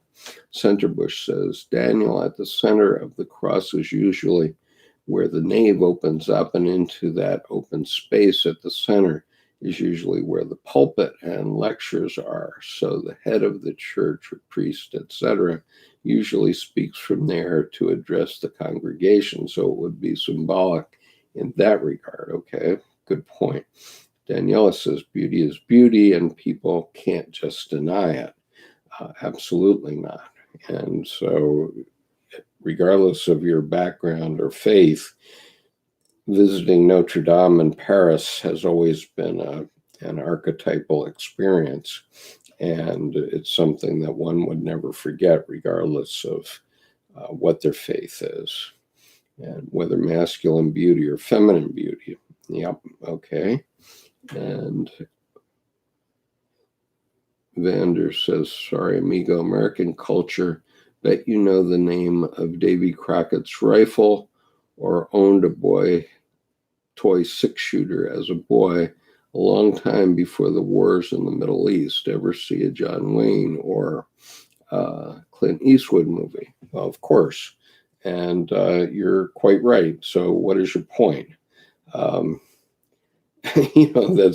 That's how Americans were brought up, and obviously we didn't know that we were being basically brainwashed to be soldiers. And I can remember, quote unquote, playing guns with toy guns when I was 12 years old and running around the neighborhood playing like we were in World War II.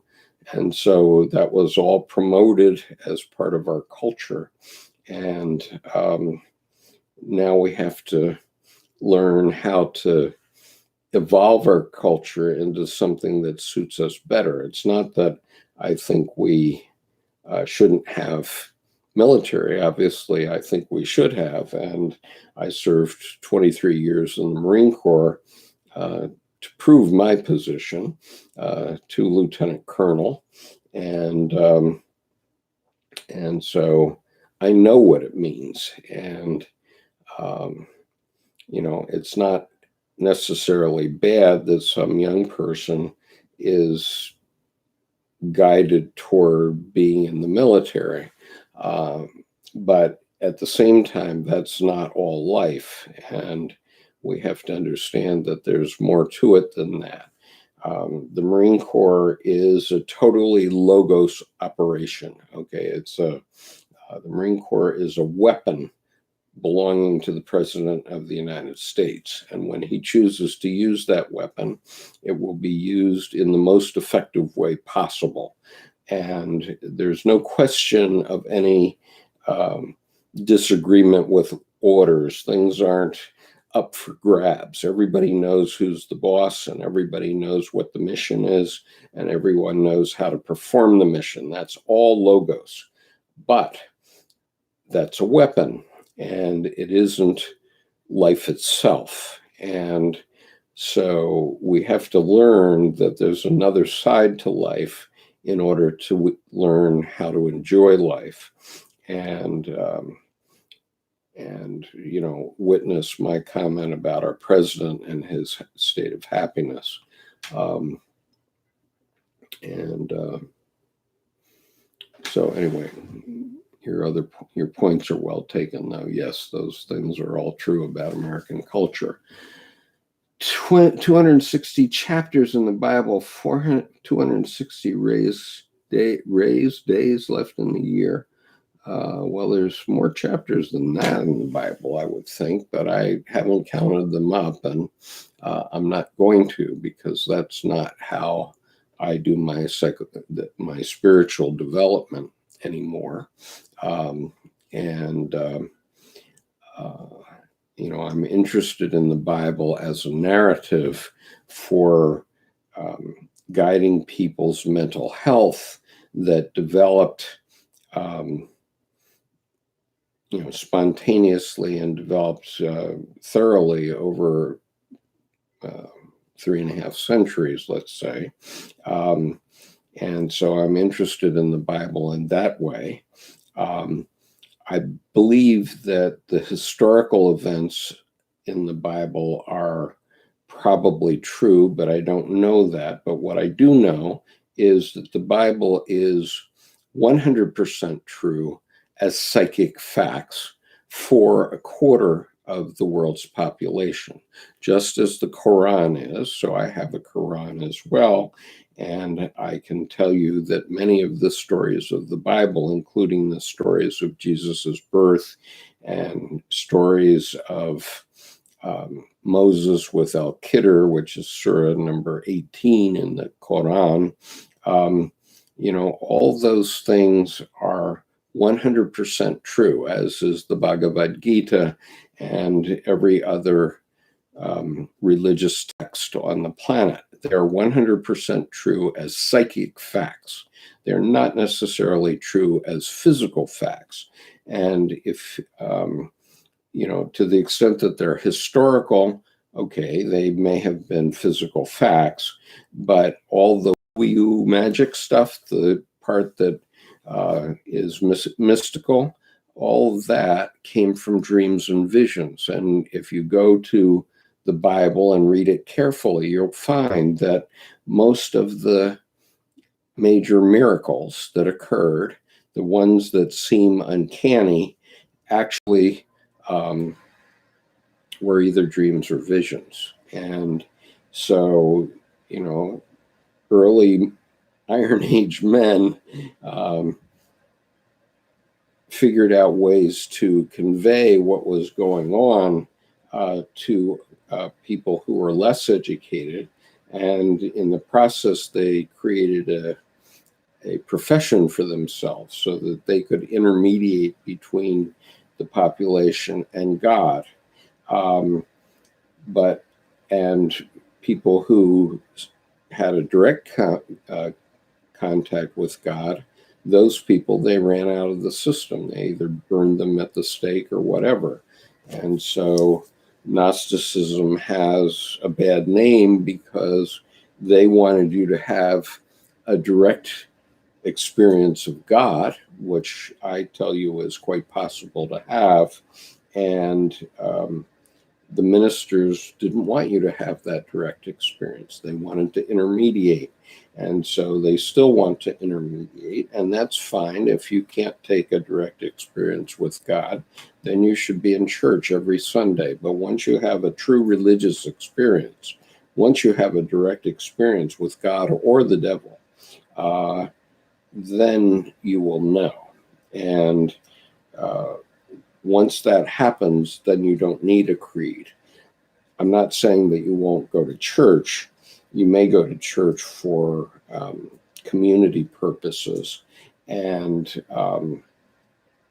also there's nothing wrong with the church in the sense, or any religion in the sense that they all developed rituals that work for psychic wholeness and psychic balance.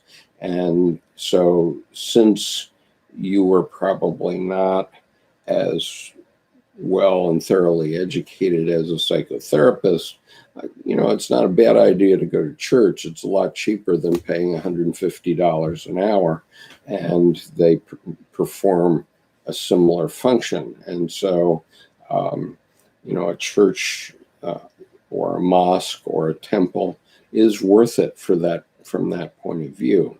But if you're here and we're talking about Carl Jung depth psychology, then we're talking about the deepest archetypes in the unconscious, and we're talking about the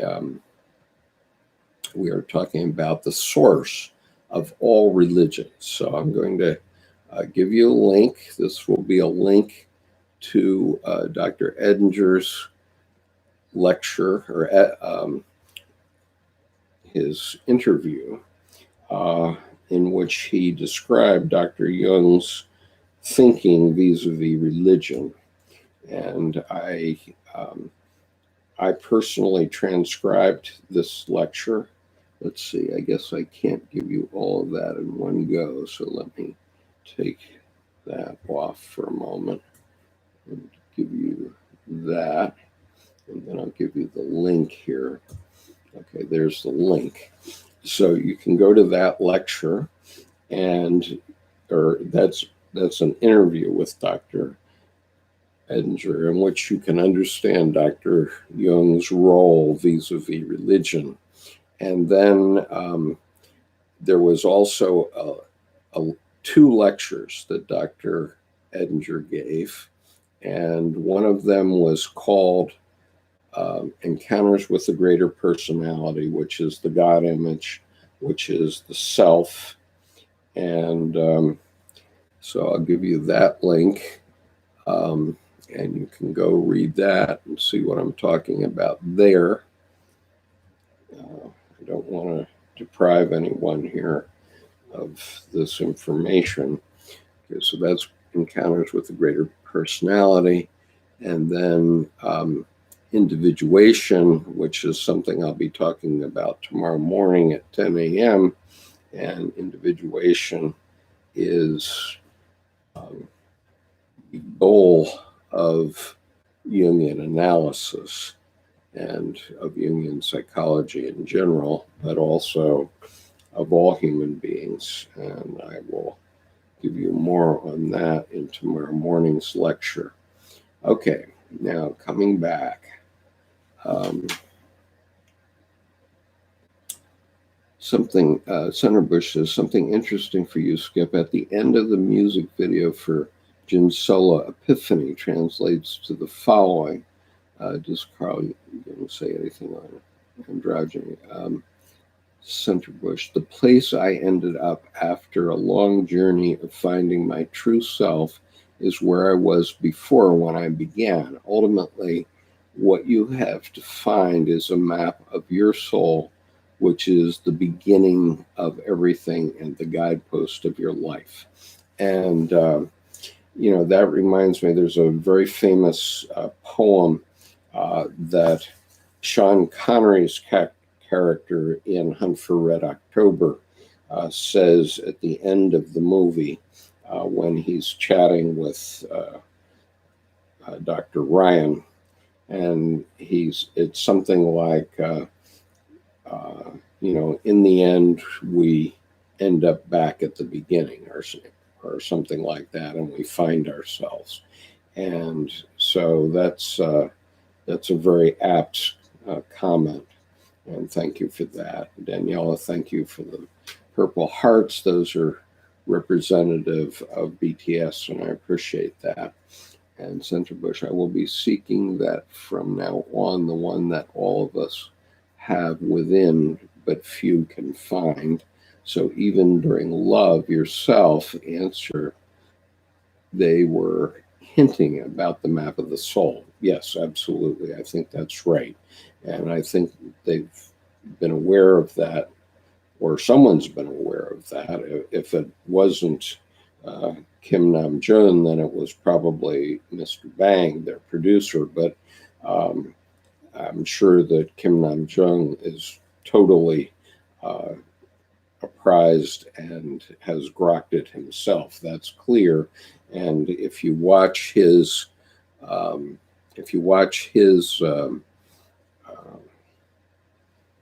speech to the United Nations, that is the most individuated speech of any human being I've ever heard, maybe. And it's a 5.5-minute speech.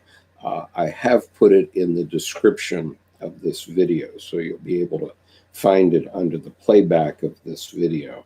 And there's a link to that there. Let's see. Right. Okay. If you watch the video, it explains why Jin keeps repeating to leave and ends up coming back to the same room because you can't find your true self outside of yourself. Absolutely.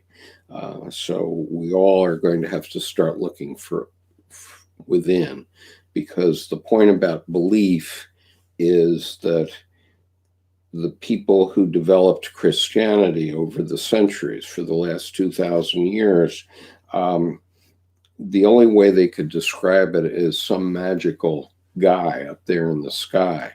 And even though they probably knew, and they certainly did know, because Dr. Jung was talking about this in Ion, and there are images in Ion that come from texts going back to like the 3rd century.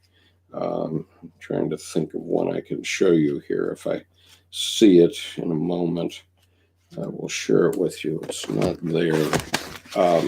But they certainly did know that heaven and God and all these things are actually manifestations of the psyche. Here's what I was looking for, just a moment. Okay, so here's what's called the Paradise Quaternion text.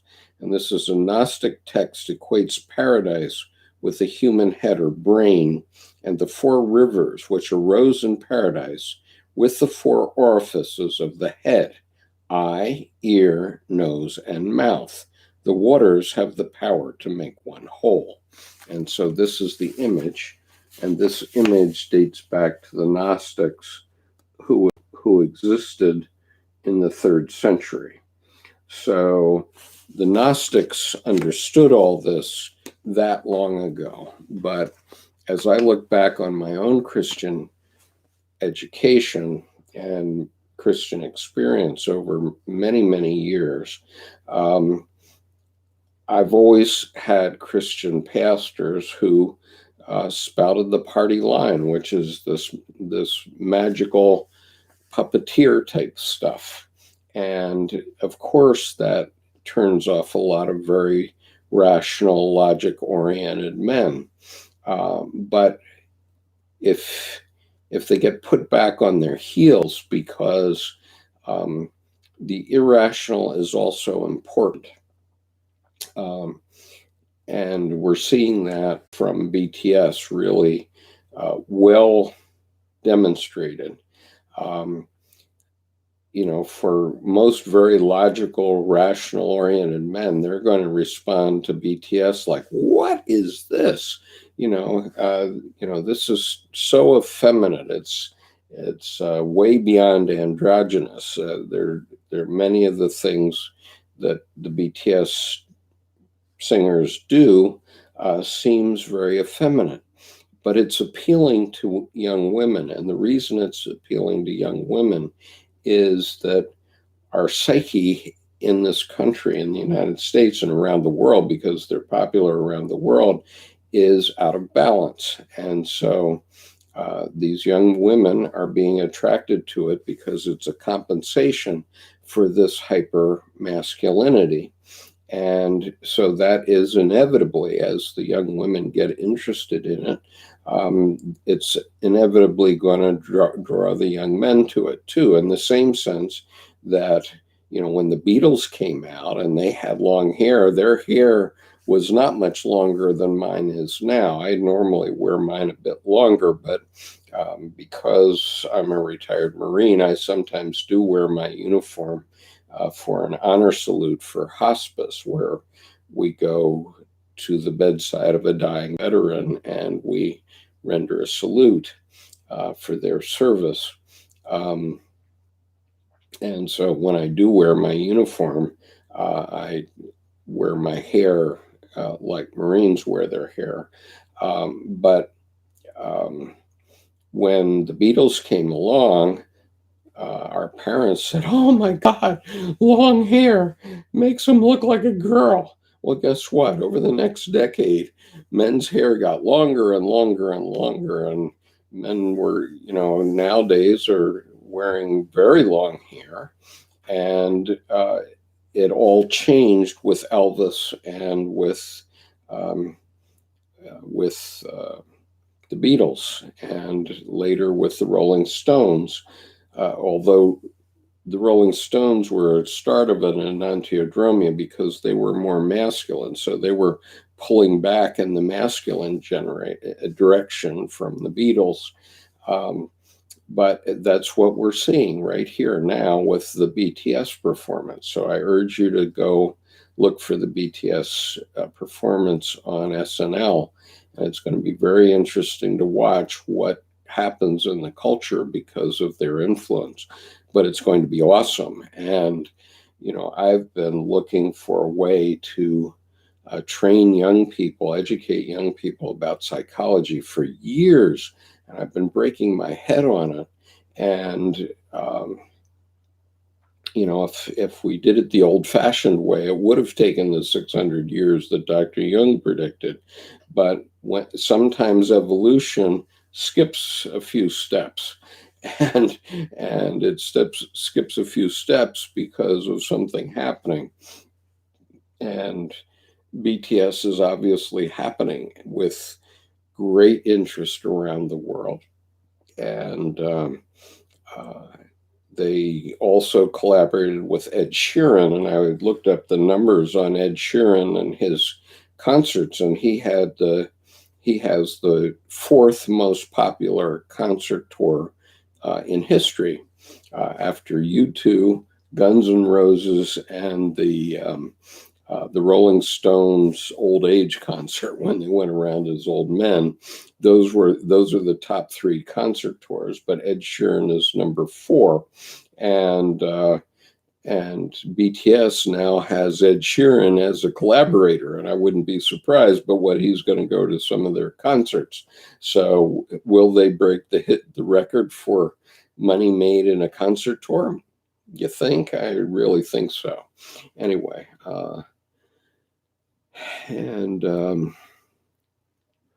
so Disa dropped out because it's 4 a.m. in Italy, and I'm very grateful that he was here. He says, let everything that's been planned come true. Let them believe and let them have a laugh at their passions, because what they call passion actually is not some emotional energy, but just the friction between their souls and the outside world. And most important, let them believe in themselves. Let them be helpless like children, because weakness is a great thing and strength is nothing. When a man is just born, he is weak and flexible. When he dies, he is hard and insensitive. When a tree is growing, it's tender and pliant, but when it's dry and hard, it dies. Hardness and strength are death's companions. Pliancy and weakness are expressions of freshness and of being, because what has hardened will never win. And so thank you for that observation, Disa. I agree with everything you say. And Dr. Jung talked about people having a dream of a divine child, and that represents the new thing coming forward. And Dr. Jung said, the psyche is the stable in which the Christ child was born. And in each of us, we need to have that birth, and then changes will be made. And Penelope's still here, and Penelope is in the UK, so it's 2 or 3 in the morning there. So thank you for staying with us. Centerbish, what do you think Dr. Jung would think about BTS and how they are spreading awareness of his work? I wonder if he would think, see Freud, no one is writing songs about your work. See Freud, nobody's writing songs about your work. Yeah, he might think that. Absolutely. Dr. Jung got off of Dr. Freud's bandwagon when Dr. Freud refused to leave materiality and refused to leave the rational world and understand that there is an irrational world. And actually, all of religion comes from that side, doesn't come from the rational world. The rationalism, the logos, was only trying to explain to Iron Age men, early Iron Age men, mostly, what was happening. But, as I've said a few times, I've had a vision of Mephistopheles dropping in the seat next to me in my car, driving 65 miles an hour. Now, that Mephistopheles was the Mephistopheles that I envisioned when I read Faustus the first time in college. It wasn't any other vision of the devil. But if that can happen to me, I'm sure that um, Christian charlatans have for millennia known that they could upset people so much that they could get them to have a vision of the devil that would scare them. And no doubt that that's true in my mind, since it happened to me. Now, because I had been studying Jungian psychology for already 11 years when that happened to me, I knew that it was a psychogenic vision that I was having. But nonetheless, you have to interact with that psychogenic vision, or it can cause you to have an auto accident. And so, I was criticized for making too cheap a bargain for my soul with Mephistopheles. And my response to that is, when you're traveling 65 miles an hour on a superhighway and the devil shows up in the seat next to you, you figure out a way to convince him to leave as quickly as possible. So what I did was I made a bargain for my eternal soul that none of my daughters would think that I was going to hell for the rest of my physical life. And after that, the devil can take my immortal soul. And when I made that bargain with Mephistopheles, he disappeared and he hasn't been back. And so that was the cheap deal I made with Mephistopheles. But if you have such an experience, cut yourself a deal that gets you out of that experience as quickly as you can, because as Dr. Edinger says in one of these lectures, in the lecture on encounters with the greater personality,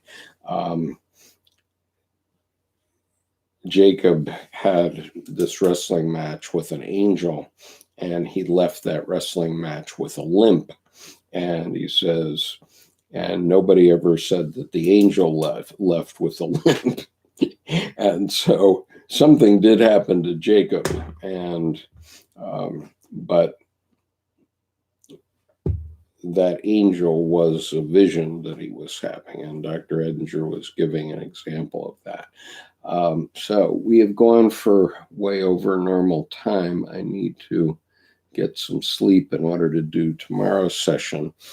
So I will be back online at 10 a.m. tomorrow morning, and I will be talking about paragraphs 746 and 747 of Answer to Job.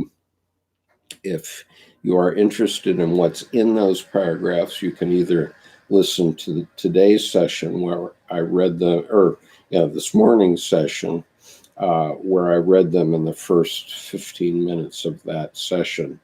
Or you can go to the homepage of this channel, go to one of the bottom playlists that's on the homepage, and you will find Answer to Job, and go into that playlist, and then you'll be able to see paragraph numbers, because I read the entire book into the channel. And actually, all you have to do is look for the thumbnail that has the Navy's Blue Angels on the thumbnail, and then you will see not only a religious experience, but you'll see the two paragraphs that I'm going to address tomorrow in detail.